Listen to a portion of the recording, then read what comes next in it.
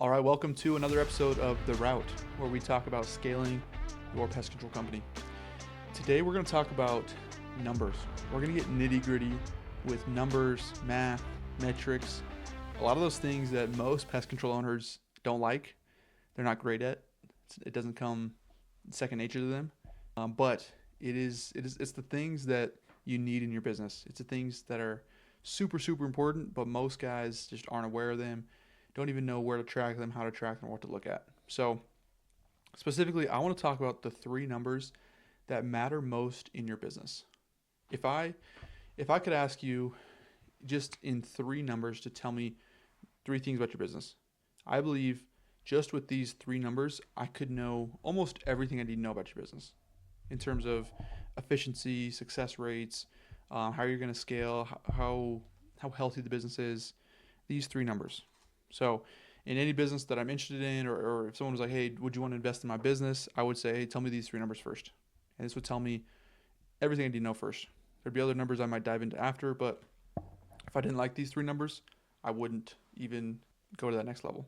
So, the three numbers are auto pay percentage, cancel rate, and resurface rate. So let's start with the first one, auto pay percentage.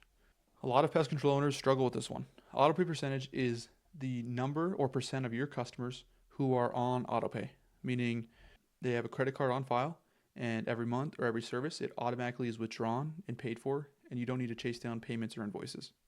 So if the number was 100%, that would mean all 100% of your customers have a credit card on file in your CRM, and after the service is done or on a monthly frequency, it just charges. Most pest control companies, especially smaller ones, anyone doing less than $1 million in revenue, most of them are in the 30 to 50% range in terms of auto pay.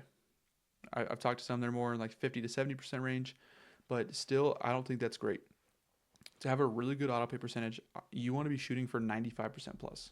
So if you have 100 active customers, that would mean 95 of your customers have a credit card on file with you. The reason I say 95 and not 100 is it's common. Every month, credit cards will go expired or get canceled for one reason or another. So you always build in that buffer. And then there are times when there's just old school John who's 99 years old and claims he has no credit card to put on file and he will just pay cash or check every time. And I don't love those customers. I try to stay away from them. But if you've been in business for a while and you've always done it for him that way, I build in that buffer there. So 95% is the number. So ways to get to that number if you're not there yet. Number one is you want to set that as a standard in your business. Anytime someone would call in, I'd talk over the phone, or if I'm going door to door and talking to them in person, I would always require credit card on file immediately. So we'd get a signed agreement first, and we'd put credit card on file. Most times we're not doing the service until the next day or the following day after that, but we would collect a credit card up front, and now they're set for auto pay.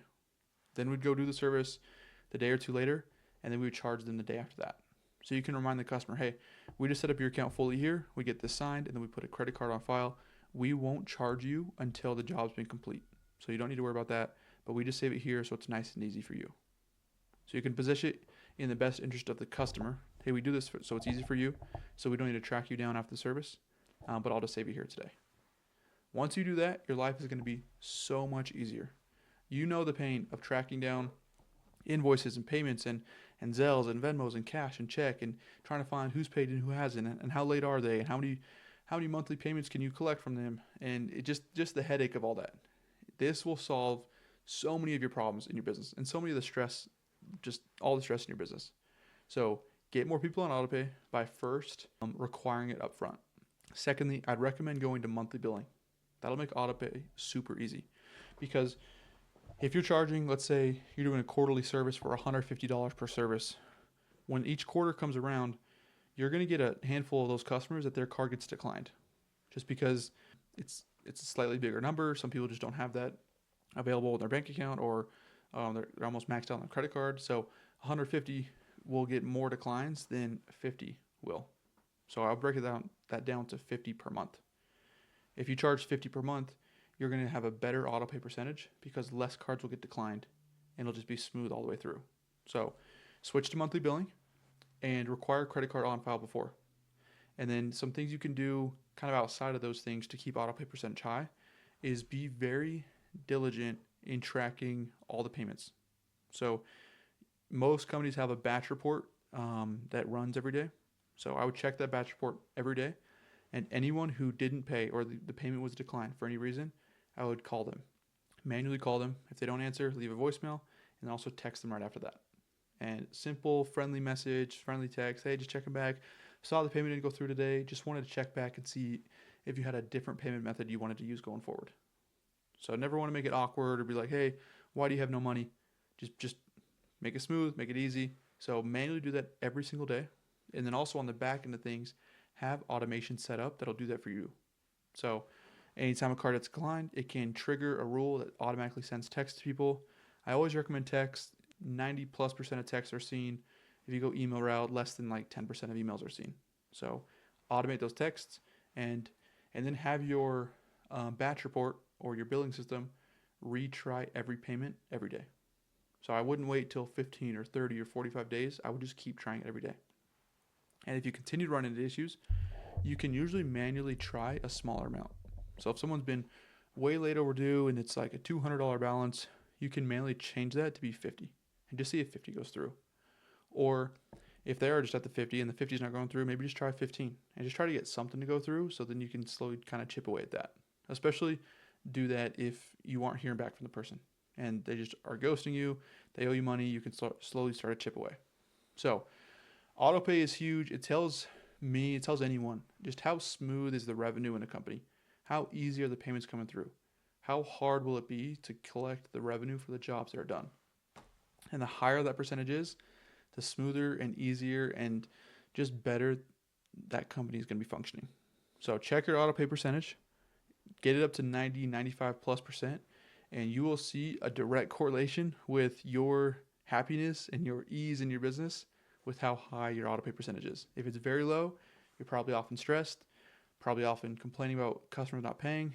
If it's a very high percentage, you have ease and peace of mind. Number 2, cancel rate, cancel percentage, whatever you want to call it. Retention, the number of customers that cancel month over month.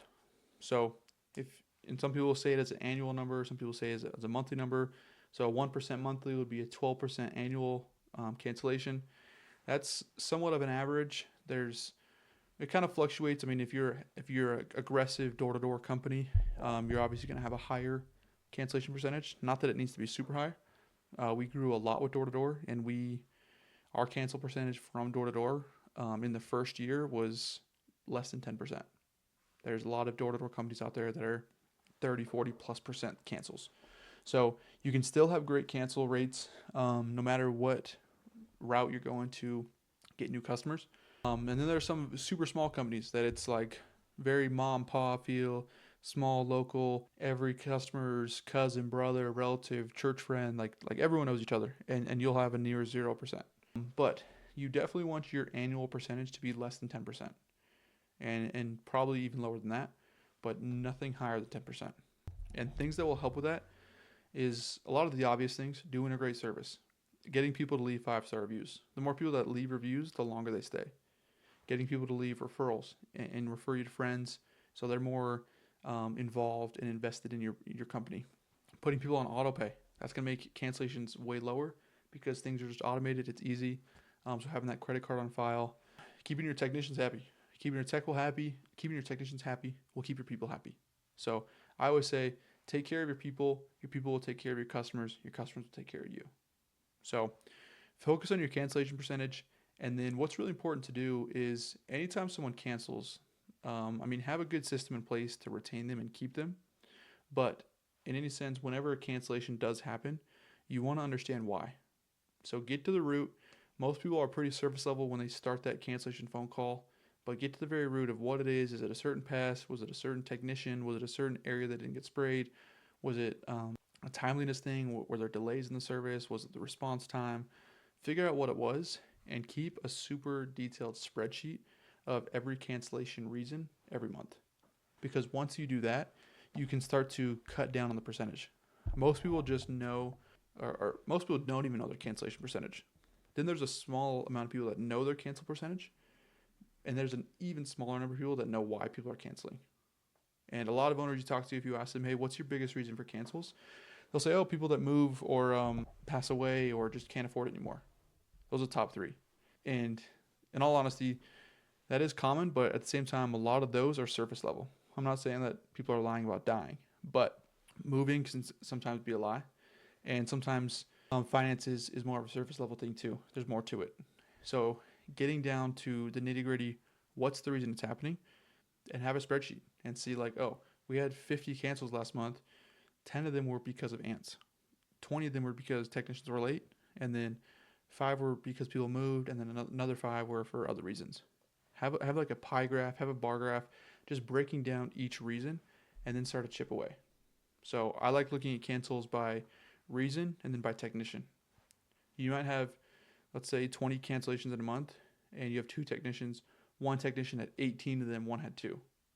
I've been in situations where that's been a thing, where one technician has way more cancellations than another. So know the reason, know the technician, and then attack those head on and either find better chemicals to use for those certain pests or put in certain processes in your business to get people on time more, doing a better service, automations to get reminders out better, to get things on time to customers, and then training with specific technicians. Have the technician that's doing really well do ride-alongs with the one that's struggling. Just look into their service reports. Was that other technician just not filling out service reports? Was he being sloppy? Then you can actually solve the problem. So first and foremost, figure out what your cancel rate is. And then secondly, try to get it lower and lower and lower every month. Try to beat it. We would break up our year into 2 parts. So we had busy season, which was kind of summer season. We called it like March through September. And then October through February was cold season. So in busy season, we had standards of what we wanted our cancel percentage to be at. And then slow season, the same thing. And then lastly, the last KPI you want to really focus on is your reservice rate. So how many customers are asking for a reservice? How many customers are needing another service between their routine jobs? This is another number that will fluctuate by the time of year. So during summertime, we had a standard, and then during kind of winter, cold season, we had another standard. So summertime, obviously, you're going to have more calls for reservices. The bugs are more active. It's hotter. Usually chemicals break down a little faster. There's just a higher demand and need for it. So we would give a higher buffer of what we required and what our standard was.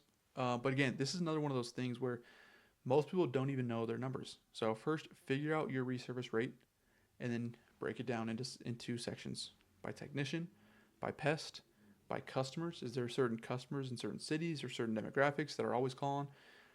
Is it always about a certain technician? Is he just not doing a good job? Is it always about whatever? Is it just scorpions? Like everyone's just canceling over scorpions? Do we need to find a better scorpion treatment or a better cockroach treatment?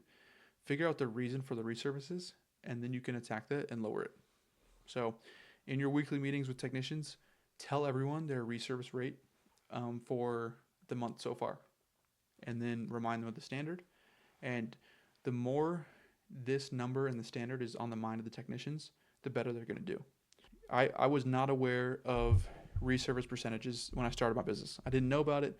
I didn't know where to find it in field routes. I didn't know what it meant. So I just went like the first 6 months of my business having no idea, just kind of running full speed, just trying to grow a business. Then it was like September, October time, things kind of slowed down and I was really looking into things. And it's embarrassing to even say this, but I look back on the summer and our reservice percentage was over 33%. One technician was at 35% and one was at like 34, 36 was one of the two. It was insane. Like numbers that were just mind-boggling to me. I had no idea this was happening. I had an office person who was taking all the reservice calls, so I didn't really know how often those calls were happening. I didn't look at the numbers. I wasn't close enough to the technicians and like the day-to-day operations to know, oh, you're going back to this house again and again and again. So it was crazy. That's way too high. So and I bring up this story because simply by knowing what the number was, and then I reset the standard. I said, okay, now going forward, we're going to focus. During cold season, the goal was 0 to 5%. And during warm season, it was 5 to 10%. So those were our reservice goals. And again, this was a quarterly service. So if you're doing less frequent services, you want to build in that, keep that in mind, and your number should be lower than that. But about 10% was our goal for year round, and then about 5% for colder months. just by bringing this up. We didn't use any other chemical. We didn't use anything, equipment, supplies, like nothing. Didn't stay at services any longer. Our reservice rate plummeted in a good way. So it went from about 35% till we got down to 7-8% on average. Like absolute game changer in our business. Simply, the one change was simply bringing it up and having the technicians aware. If they're aware, they're going to do things different. And they were great technicians from the beginning. It was not their fault at all. But just because it wasn't on their mind, there's just a simple switch that happens when it's on their mind. So now they're going to be a little bit more thorough. They're going to be a little bit more aware of what's going on. They're going to talk to customers in a little bit of a different way. They're going to remind customers about things in a different way. Just because they're aware of, hey, this is what we're tracking. And then same thing for the office staff. They knew what the numbers and the standards were. And again, we got down under 10% and just slashed our reservices, which again, you already know this, but reservices are free services. So we're not making money on that. It's simply an expense of time and money in the business, and time and money that could be spent doing services for paying customers or new customers or quarterly jobs that are actually paying us. So reservices are part of the game. You need to do them, and it's important to have that in your business and have your customers aware of that value you provide them.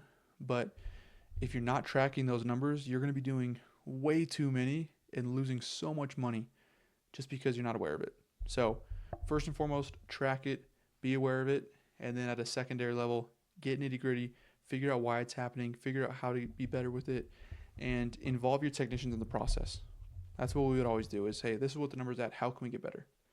And the technician who's doing well will always speak up, hey, here's what's working for me, here's how I'm spraying, here's how I'm sweeping the eaves, here's what I'm doing, here's what I'm checking beforehand, here's what I do at the end, like, hey, this is what's working for me.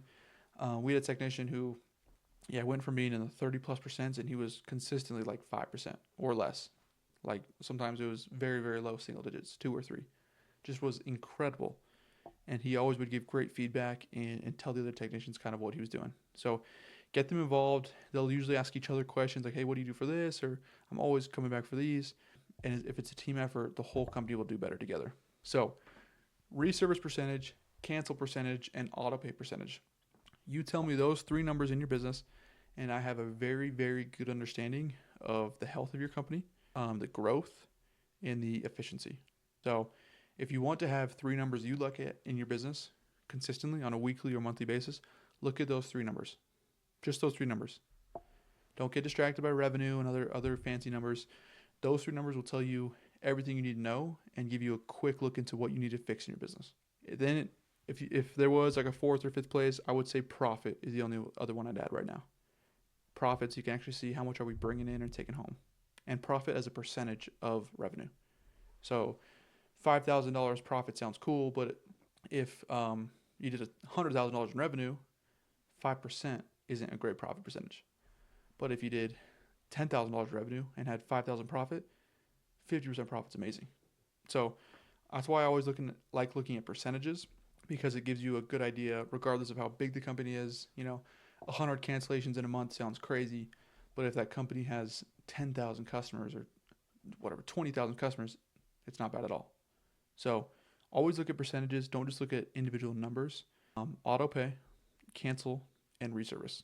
All those percentages will tell you how your company's doing and show you exactly where you should be focusing your time as a business owner in training and developing and researching and fixing and automating and systematizing things in your business. So look at those numbers.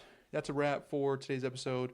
Just want to go over kind of those nitty-gritty things in your business that you typically avoid, you typically don't even think about or know about, or you see it in your CRM, you see it in field routes, and you just don't even know what it means, or just kind of skip right past it. So look at those now, get really familiar with them, pull reports, get your team involved, and your company and your business will start thriving quickly if you can get those numbers in those healthy positions. So thank you again. If this has been helpful, please leave a review and share this with someone that might need a little bit of help with growing their business.